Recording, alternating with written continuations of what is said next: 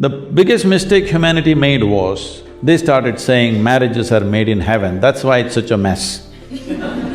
You're in this relationship because you need. Maybe the other person also needs, but that's from their side. As far as you are concerned, you made this relationship because you need it badly, isn't it?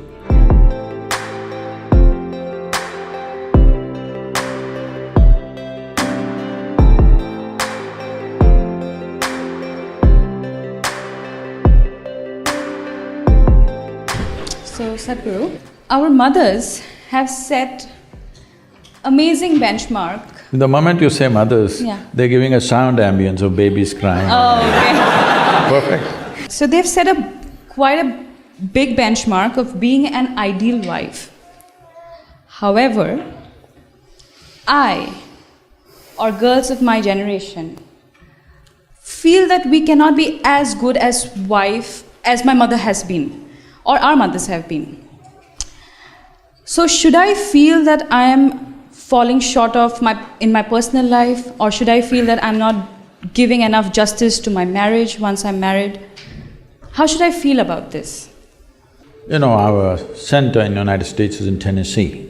Tennessee is a little one kind of state, okay. Mary Makowski, that's not Romanian, right? No. Mary Makowski got married. And after their honeymoon, they came home and she threatened him that she's going to make a dinner all by herself. I'm sorry, she said she'll make dinner for the new husband. And husband came home from work and she served the dinner and he put it in his mouth and slowly he was chewing on it and went into profound thought. Then she was very excited about this dinner and she said, there are only two things my mother taught me how to cook, the meatloaf and the apple pie. Then he looked at her and said, darling, which one is this? So, your mother, your grandmother, how they made good wives? Largely it was believed the way to a man's heart is through his stomach. Today your husband will call Uber Eats and whatever, Quick Picks and this and that and Swiggies and whatever, all right? So, you can't make a good wife based on how your grandmother became a good wife. You can't become a good wife based on how your mother became a good wife. Situations have changed, expectations have changed. It's not in the stomach anymore. For some, it's gone up into the head, for some, it's gone further south. Yes? So, you don't do that. Essentially, what a husband and wife means is, because you're not geared, most people are not geared, very few people in this world are geared to make this journey of life all by themselves. They're organized enough within themselves totally. They never feel anything missing in their life because they've made themselves like that. But most people need somebody else to lean on, either emotionally, psychologically. There are needs in a human being, physical needs, psychological needs, emotional needs, maybe social needs, economic needs, variety of needs. To fulfill these needs, you want to find one person that you can depend on.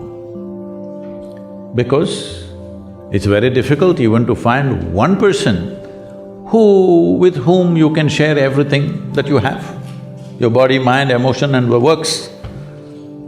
So this is the idea. Formalizing it is so that every time you get some little friction, you don't fall apart, so little tying up so that things don't fall apart very easily, all right? Nothing else. The biggest mistake humanity made was, they started saying marriages are made in heaven, that's why it's such a mess. No, it's done here. If you see, marriages are made between us and we took responsibility for who we are, we could have made it work, but the damn thing is made in heaven. Not suitable here, it's because it's alien stuff. Everything is a mess because you think it's made elsewhere by somebody else. If you understand it's made by you for your well-being, to fulfill your needs and your purposes so that you can go through this journey of life with least amount of trouble and friction, then you would handle it more responsibly, isn't it? And according to contemporary needs, not how your grandmother did her marriage. You can't do it that way because expectations and situations have completely altered themselves. So, if you hold somebody who is your friend and who is your need, you must understand. You are in this relationship because you need. Maybe the other person also needs, but that's from their side. As far as you are concerned, you made this relationship because you need it badly, isn't it? If you understand and you're always grateful for this, that somebody is fulfilling all your need, you would handle it well. You wouldn't make a misery out of it. But now you think somebody else needs you, then you'll make a mess out of it. You understand you need it, well, the other person also needs to understand he needs it. Now there is a cohesion. If you think, oh, you need me, so I'm going to exploit you, no. This is not about you squeezing happiness out of somebody or they squeezing happiness out of you. If two happy people meet, then there can be something wonderful happening between them. But you are a misery and you think somebody else should be the source of your happiness, well, it'll multiply. Can I quickly add on this, because I think we share the border and the culture. I can relate to what she's saying. So I think what she meant is that our mothers have put certain expectations, and that is, as men, what we have seen as well growing up. And that is what I think is, as even younger generation, we are millennials, but we've seen our mothers treat our fathers in a certain way. And maybe as men, we also do expect that now. Whereas she, as a woman, is not… Yeah, for me, I cannot do what you want, huh?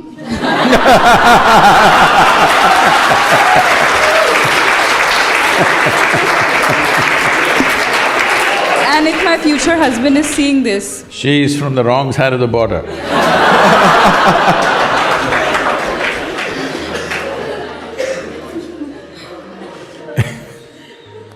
Well, see, this become a habit in everybody, that everything, the shortcomings that we have, we would like God to take it, usually. That's why people invented somebody up there. Everything that I do wrong, it's God's will. Everything that I do right, of course I did it. So the next level of passing the buck is the parents, genetics. A little boy, 8-year-old boy, one day came up to his dad and asked, "Father, where is all my intelligence coming from? Where does my intelligence come from?" So the father said, "It must be from your mother, because mine is intact."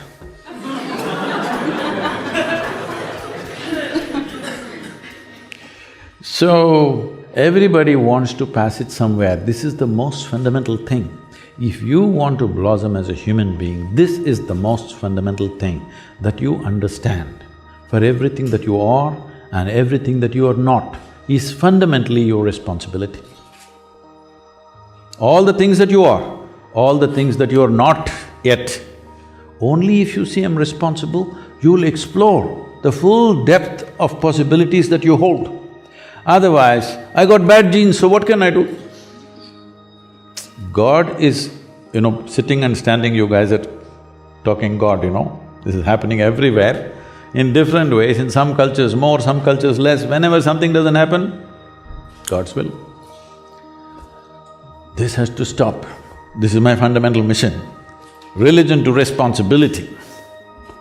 Only when every human being sees, for all the damn things that we are and all the things that we are not, we are responsible, we could become a great society, a great humanity, a great generation of people. Otherwise, everything that we do, of course, very proud of that, whatever we could not do. How convenient is it?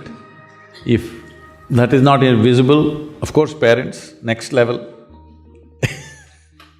No, you must understand this. Whatever has come to you, whichever way it's come to you, still what you make out of it is still yours, isn't it? Hello? Whole lot of people, even if you bowl a googly, they hit a sixer, some of them. You know what I'm talking? Even if the worst ball is bowled to you, you still make much out of it if you know how to do it, isn't it? A whole lot of people, when the worst possible situations were thrown at them in their lives, they have risen into phenomenal human beings, haven't they? Yes. Huh? You have examples, Mahatma Gandhi's, Nelson Mandela's, many like this all over the world at different levels. These may be famous ones, but there are many unknown ones all over the place. Isn't it so? In every society, there are many men and women like this. When the worst of situations were thrown at them, the best came out of them. But others complained, others pointed fingers at somebody else, some took it upon themselves. Look at nature and see, if you throw the worst kind of filth to a flowering plant, see, this is what comes out. If you throw filth, fragrance will come out. Should this not be your intelligence too? What world throws at you is not your choice. Something gets thrown at you. What you make out of it is yours, 100%.